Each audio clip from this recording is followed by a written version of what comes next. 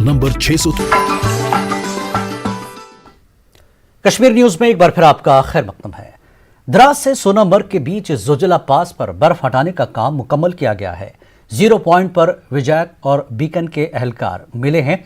लद्दाख और गांदरबल इंतजामिया की मंजूरी के बाद अब शाहराह पर ट्रैफिक को बहाल किया जाएगा। ऐसा पहली मरतबा हुआ है कि 15 फरवरी को ही जोजिला स्नो मिशन मुकम्मल किया गया है। वाज़ेह के भारी बर्फबारी के बाद 31 दिसंबर को शाहराह को बंद किया गया था।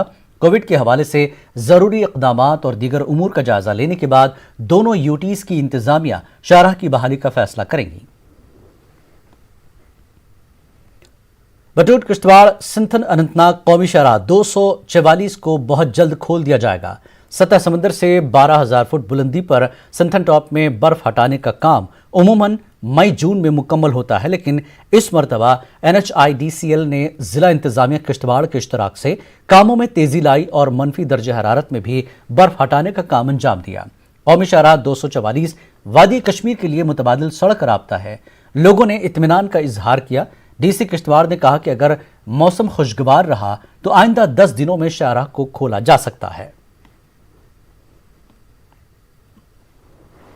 बर्फबारी के मौसम में भी सिंथन बाईपास को खोलने की पूरी कोशिश कर रही है। हमारी सरकार से ये गुजारिश होगी कि जितना जल्दी हो सके कि इस नेशनल हाईवे को खोला जाए और इस बर्फ को फौरी तौर पे हटाया जाए। रामबन नेशनल हाईवे है, हफ्तों तक बंद रहता है। एक अल्टरनेटिव जो है वो किश्तवाड़ बटवट सिंथन से होते हुए श्रीनगर की तरफ है। हमारी सरकार से गुजारिश है कि इसको फौरी तौर पर खोला जाए। ये अप्रॉक्सीमेटली 1 से 1.5 किलोमीटर रोड जो है वो डेली बेसिस पे क्लियर हो रही है। अगर फर्दर स्नोफॉल नहीं होता आने वाले 10 दिनों में तो हम इस पोजीशन में होंगे कि हम इस रोड को खोल पाएंगे। गुरेज तुलैल सड़क से बर्फ हटाने का काम मुकम्मल किया गया है। भारी बर्फबारी की वजह से 60 किलोमीटर लंबी गुरेज तुलैल सड़क काफी अरसे से बंद थी। बर्फ हटाने का काम मैकेनिकल इंजीनियरिंग महकमे ने अंजाम दिया। कई मकामात पर बर्फानी तोदे गिर आने की वजह से MED को बर्फ हटाने के दौरान काफी मुश्किलात का सामना करना पड़ा। तुलैल रोड जो है ये चकनाला और कुछ एक हमारे एवलांच प्रोन साइट्स हैं, जिसकी वजह से इसका क्लियरेंस जो है बीच में रोका गया था, क्योंकि उसका क्लियरेंस वहाँ पे सेफ़ नहीं था और लोगों का जो वहाँ पे मूवमेंट है वो ठीक नहीं था, सेफ़ नहीं था। तो अब ये इनको क्लाइमेट कंडीशंस को देखते हुए जिस तरह से अब नहीं है वहाँ पे, उस चीज़ को देखते हुए इसको क्लियर किया गया है और पूरा जो हमारा तुलैल गुजरात तक है वो क्लियर्ड है और अब कनेक्टेड है गुरेज वैली के साथ। आंगनबाड़ी वर्कर्स व हेल्पर्स ने जम्मू में एहतजाज किया। अपने मुतालबात को लेकर कौमी सतह पर एहतजाज के हिस्से के तौर पर यह मुजाहरा किया गया।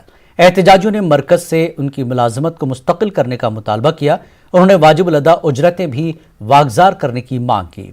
आंगनबाड़ी वर्कर्स वेलफेयर एसोसिएशन की सदर ने कहा कि आंगनबाड़ी वर्कर्स व हेल्पर्स की उजरतों में भी इजाफा किया जाना चाहिए। जब परमानेंट नहीं कर सकते तो हमारी आंगनबाड़ी वर्कर बहन को मिनिमम बेस 18,000 रुपया वर्कर को और 9,000 रुपये हेल्पर को है वो दिया जाना चाहिए।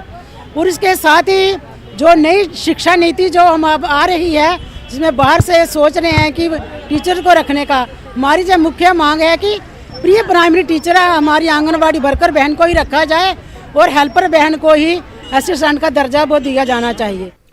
कुपवाड़ा जिले में महकमे आपाशी से मुंसलिक ठेकेदारों ने एहतजाज किया। एहतजाजियों का कहना है कि साल 2018 में उन्होंने मुख्तलिफ इलाकों में तामीराती काम मुकम्मल किए हैं, लेकिन नामालूम वजूहात की बिना पर उनकी रुकमात अदा नहीं की गई हैं। इस वजह से वो अपने अहल खाना समेत फाका कशी पर मजबूर हो चुके हैं। उन्होंने बैंकों से कर्ज हासिल किया था और अब वो इसकी अदायगी से भी कासिर हैं। उन्होंने LG इंतजामिया से फौरी मदाखलत की अपील की है। हमारी पेमेंट बहुत देर से रुकी है, जिसमें 2014 में AIBP और 2018 अनीस मॉडल विलेज, केरन, पुनन पोशपुरा, मत्सल लैंग्वेशन प्रोग्राम चल रहा है। 2018 से आज तक पेमेंट में बहुत देरी हो रही है। यहाँ बैंकों से पैसा लिया है और जो आज तक सूद समेत हमें वापस देना है। हमें घर में बैठना नहीं बनता है, मजदूर आते हैं, बैंक वाले आते हैं, तो हम जाएं कहाँ? हमने काम किया है, हमारे बच्चे स्कूल नहीं जा पा रहे हैं, फीस हमारे पास नहीं है, खाना कुछ नहीं है। मॉर्टगेज में हमारे मकान है, मॉर्टगेज में बैंकों के पास। 7 साल हो गए। AIBP प्रोजेक्ट का नाम था, लेकिन बदकिस्मती से 14 में 15 में कोई पेमेंट नहीं हुई। उस टाइम से आज तक कभी लैंग्वेज, कभी BMKSY, कभी AIB।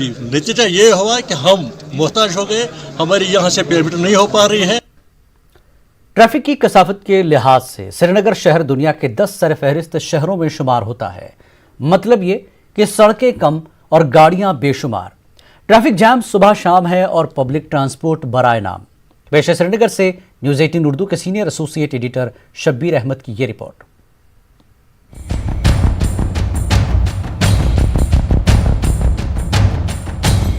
श्रीनगर और कश्मीर वादी के अक्सर कस्बों में ट्रैफिक जाम के नज़ारे अब आम हैं। श्रीनगर शहर की 1300 किलोमीटर लंबी सड़क, जो कि 305 मुरब्बा किलोमीटर के रकबे पर है, उस पर 2.5 लाख 4 पहिया गाड़ियां चलती हैं। नतीजा लंबे लंबे ट्रैफिक जाम। WHO ने एक मर्तबा श्रीनगर शहर को दुनिया के सबसे ज्यादा आलूदा शहरों में शामिल किया था और उसकी वजह भी गाड़ियों से पैदा होने वाली आलूदगी ही थी। सरकारी ऑफिसर कहते हैं कि लोगों ने निजी गाड़ियों को एक फैशन बना दिया है। कुछ लोगों के साथ ये मामला हो सकता है, लेकिन आम लोग ये कहते हैं कि शहर में पब्लिक ट्रांसपोर्ट बराए नाम है, करें तो क्या करें। देख लीजिए, आप श्रीनगर के एक एंड से दूसरे एंड तक, अगर आपको साउथ श्रीनगर से नॉर्थ श्रीनगर की तरफ आना है तो आपको 1-1.25 घंटा लग जाता है, और दिस इज़ जस्ट 10-15 किलोमीटर की ही डिस्टेंस है। अगर आपके पास एक एफिशिएंट ट्रांसपोर्ट सिस्टम होता तो you will not use your own cars. तो उस वजह से लोग बेसिकली मजबूर होकर अपनी गाड़ियाँ इस्तेमाल करते हैं। बैरिकेडिंग एक मसला है। दूसरा मसला आप देखिए, जो अननेसेसरी पार्किंग, जो एडमिनिस्ट्रेशन कहते हैं कि लोगों में शऊर नहीं है गाड़ियाँ रखने का, लेकिन क्या मैं उनसे सवाल करूंगा, अगर लोगों के पास शऊर नहीं है गाड़ियाँ रखने का, क्या आपके पास पार्किंग स्लॉट्स अवेलेबल है? मुझे बताइए, लाल चौक में कौन सा बहुत बड़ा पार्किंग स्लॉट आपके पास है? आपका एक मशीन वाला पार्किंग स्लॉट आपने बनाया, वो चंद ही गाड़ियों से फिल आता है। अहदूज के पास एक पार्किंग है, आप खुद देखिए वहाँ पे कितनी गाड़ियाँ आती है। यानी आपका ये मतलब कि अगर डलगेट से कोई आता है तो उसको डलगेट में गाड़ी रखनी है, पैदल आना है और जहांगीर चौक में शॉपिंग करना है। Is this possible for a common people? अभी सिविल सेक्रेटेरिएट जम्मू में है तो ये हाल है।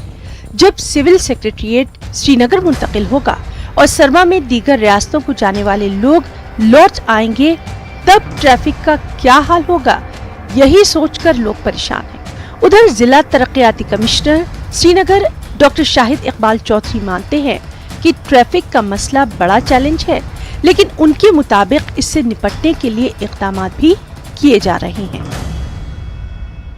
12 मेजर जो जंक्शंस हैं जहाँ पे ज़्यादा ट्रैफिक का इशू रहता है, उसमें हमने 15 करोड़ रुपीस अमाउंट जो है वो रिलीज़ किया है PWD को श्रीनगर स्मार्ट सिटी की तरफ से जंक्शन इंप्रूवमेंट करने के लिए। और कुछ इसके अलावा केसेस ऐसे हैं जहां रोड रीडेवलपमेंट करने की जरूरत थी। 45 करोड़ का हमारा प्रोजेक्ट है रोड रीडेवलपमेंट का, जिसमें से 15 करोड़ और हमने रोड रीडेवलपमेंट के PWD को दिए हैं, जहां पे उन्होंने कुछ जो कंडीशन बैड कंडीशन में जो रोड थी उनको इम्प्रूव किया है। फर्दर जो रोड्स की वाइडनिंग या इंप्रूवमेंट करने की जरूरत है उसको प्लान के तहत करेंगे।